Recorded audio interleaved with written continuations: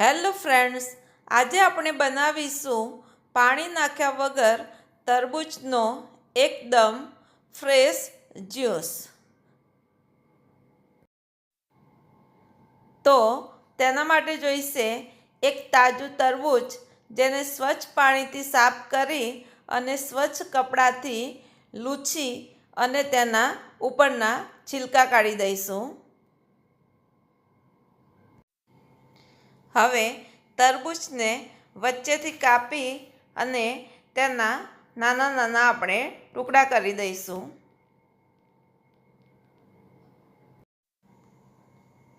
હવે બ્લેન્ડરની મદદથી તરબૂચ ઉપર આવી રીતે પ્રેસ કરી અને તરબૂચમાંથી પાણી ન નીકળે ત્યાં સુધી આવી રીતે એને પ્રેસ કરીશું.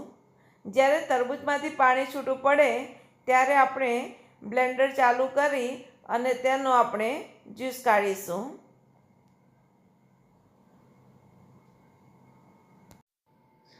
હવે આપણો આ જ્યુસ રેડી થઈ ગયો છે. તેને ગાળણીની મદદથી ગાળી લઈશું. તમે બ્લેન્ડરથી જ્યુસ કાઢશો તો તરબૂચના જે બી છે એ આખા જ રહેશે. જ્યારે મિક્સરથી કાઢશો તો બધા જ બી છે એ વટાઈ જશે.